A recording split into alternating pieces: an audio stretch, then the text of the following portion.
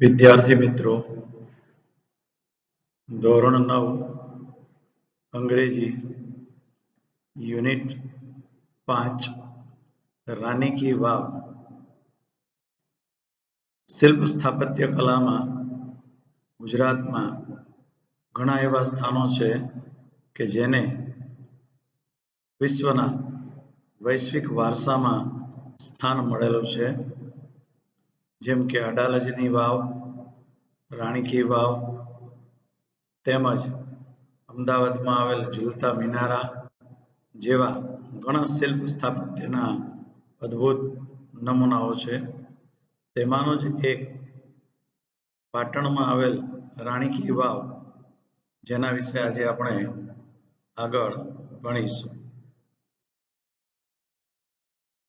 Rani ki Vav, the Stepwell, is an approved site on the World Heritage. Approved એટલે માન્ય કરેલું, site એટલે સ્થળ અને હેરિટેજ એટલે વારસો. રાણી કી વાવને વિશ્વના વૈશ્વિક વારસામાં સ્થાન મળેલું છે. It was declared by the UNESCO at the World Heritage Committee. Was declared જાહેર કરવામાં આવેલું છે. ત્યાર પછી યુનેસ્કો કે જે વિશ્વની ઇમારતો કે અદ્ભુત શિલ્પ સ્થાપત્ય કલાની જગ્યાઓને વૈશ્વિક વારસામાં સ્થાન આપે છે, તે એક સંસ્થા છે. કમિટી એટલે સમિતિ. વિશ્વની વૈશ્વિક વારસાની સમિતિ એવી યુનેસ્કો દ્વારા તેને જાહેર કરવામાં આવી હતી. UNESCO has recognized this masterpiece as an exceptional example of water management system. Has recognized પૂર્ણ વર્તમાન કાળની વાક્ય રચના છે, એટલે માન્ય રાખવું અથવા પ્રમાણિત કરવું. માસ્ટરપીસ એટલે ઉત્કૃષ્ટ અથવા અદ્ભુત નમૂનો. ત્યાર પછી એક્સેપ્શનલ એટલે અપવાદરૂપ. યુનેસ્કોએ આ વાવને તેની જળ સંચાલનની પદ્ધતિના એક અપવાદરૂપ નમૂના તરીકે ઉત્કૃષ્ટ નમૂના રૂપે તેને માન્ય કરેલ છે. It is a wonderful sample of technological development for utilizing groundwater resources in a single structure. Utilize એટલે ઉપયોગ કરવો. રિસોર્સ એટલે સ્ત્રોત અને સ્ટ્રક્ચર એટલે બાંધકામ. આ વાવ એ એક જ બાંધકામમાં ભૂગર્ભ જળનો ઉપયોગ કરીને યાંત્રિક રીતે તેનો વિકાસ કરવા માટેનું એક અદ્ભુત ઉદાહરણ છે. It is also a unique illustration of breaking large spaces into smaller volumes with artistic presentation. શબ્દમાં જોઈએ તો યુનિક એટલે અજોડ અથવા વિશિષ્ટ. ઇલસ્ટ્રેશન એટલે ઉદાહરણ. એક્ઝામ્પલ એનું સિમિલર થશે. ત્યાર પછી આર્ટિસ્ટિક એટલે કલાત્મક અને પ્રેઝન્ટેશન એટલે રજૂઆત. તે વાવને મોટા ટુકડાઓમાંથી નાના ટુકડાઓમાં કલાત્મક રીતે રજૂ કરીને એક અજોડ ઉદાહરણ સ્વરૂપ તરીકે દર્શાવેલ છે. Rani ki Vav has a great appeal to every observer. Appeal એટલે ખૂબ જ આકર્ષક હોવું. ઓબ્ઝર્વર એટલે મુલાકાત લેનાર. રાણી કી વાવ એ દરેક મુલાકાતીઓ માટે આકર્ષણનું સ્થળ છે. Queen Udayamati, the widow of King Bhimdev I, constructed this vow between 1022 and 1063 AD. Widow એટલે વિધવા, કન્સ્ટ્રક્ટેડ એટલે બાંધકામ કરવું, અને એડી એનું ફૂલ ફોર્મ થશે એન્નો ડોમિની એટલે કે ઈસવીસન પૂર્વે. ભીમદેવ વન નામના રાજાની વિધવા પત્ની રાણી ઉદયમતીએ 1022 અને 1063 ની વચ્ચે આ વાવ બંધાવી. Rani ki Vav has become one of the most popular places to visit in Gujarat. Popular એટલે પ્રખ્યાત અથવા જાણીતું. રાણી કી વાવ એ ગુજરાતના ખૂબ જ લોકપ્રિય સ્થળોમાંનું એક સ્થળ બન્યું છે. King Bhimdev I belonged to the Solanki dynasty of Anhilwad, Patan. Belong to એટલે ના રહેવાસી હોવું. ત્યાર પછી ડાયનેસ્ટી એટલે રાજવંશ. રાજા ભીમદેવ પહેલો તે અણહિલવાડ પાટણના સોલંકી વંશના હતા. After his death, Udaymati took up the project for solving the problem of water scarcity faced by the people of Patan. Solve એટલે ઉકેલવું. અહીં સોલ્વિંગ આપેલું છે તો વ્યાકરણના નિયમ અનુસાર preposition in, on, near, under, for જેવા શબ્દો આપેલા હોય તેના પછી આવતું ક્રિયાપદ આઈએનજી પ્રત્યય વડે આવે. તો સોલ્વિંગ એટલે ઉકેલવું.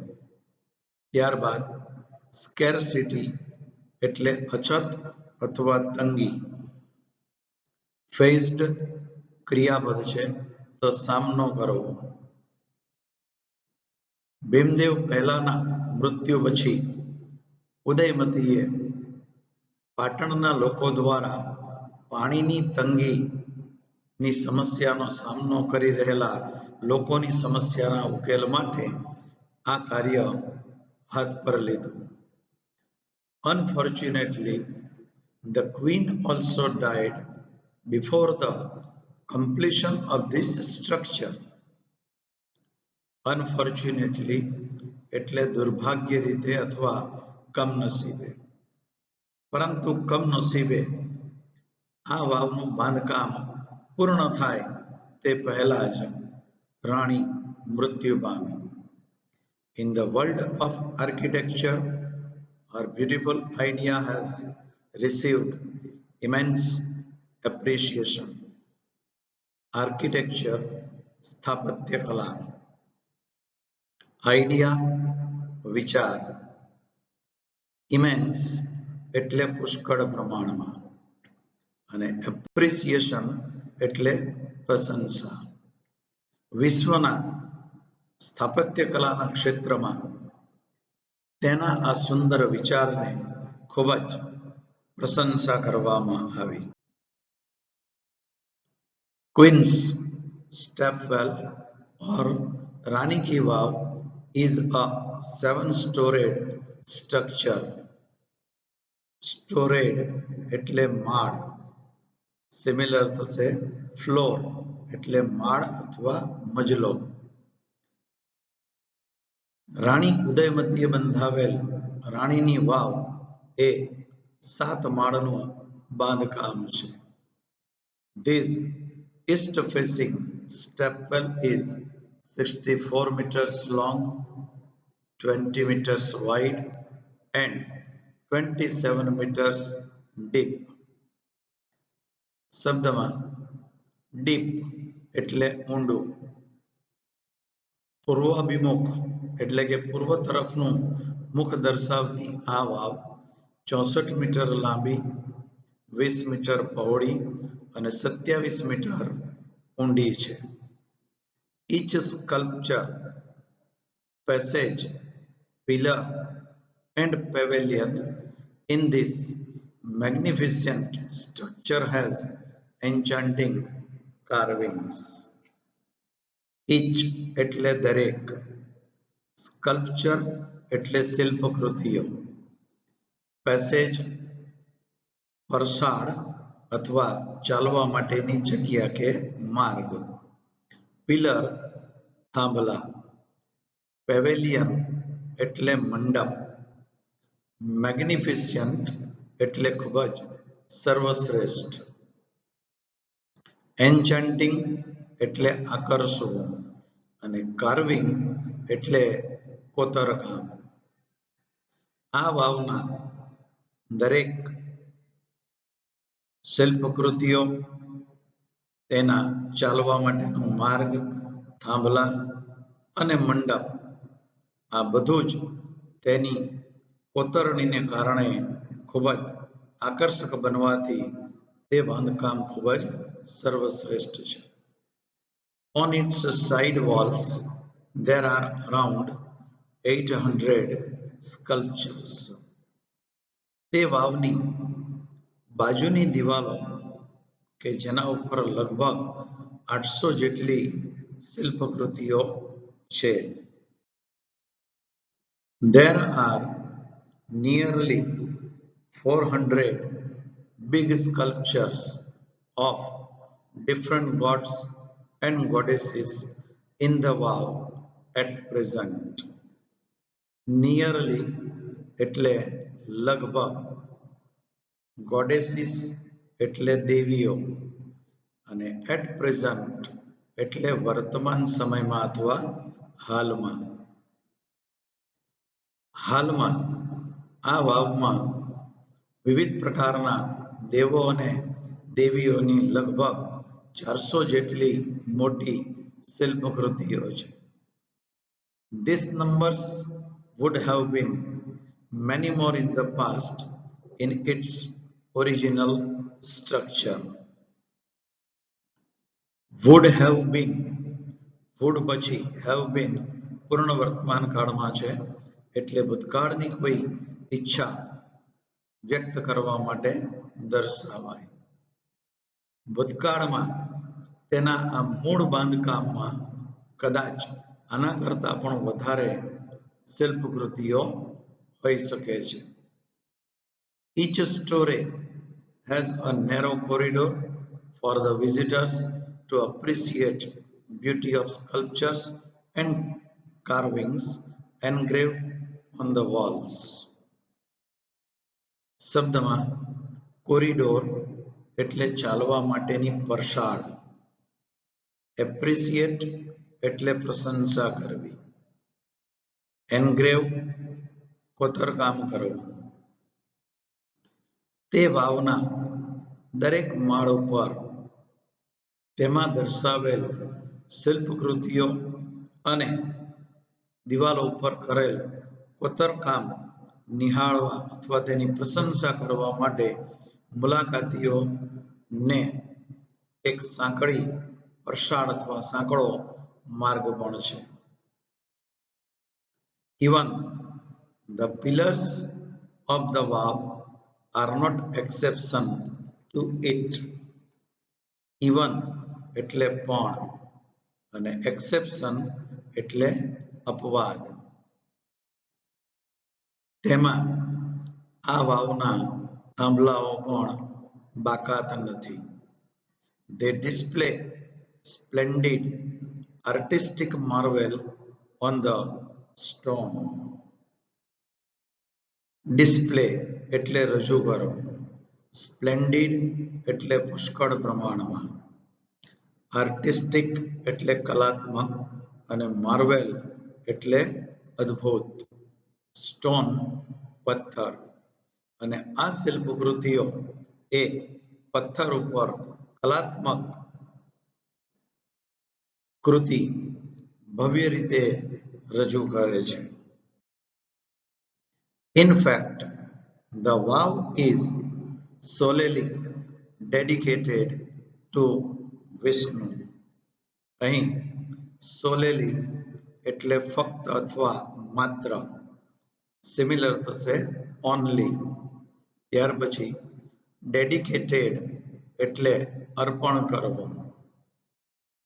હકીકતમાં આ વાવ એ ફક્ત ભગવાન વિષ્ણુને જ સમર્પિત કરવામાં આવેલી છે.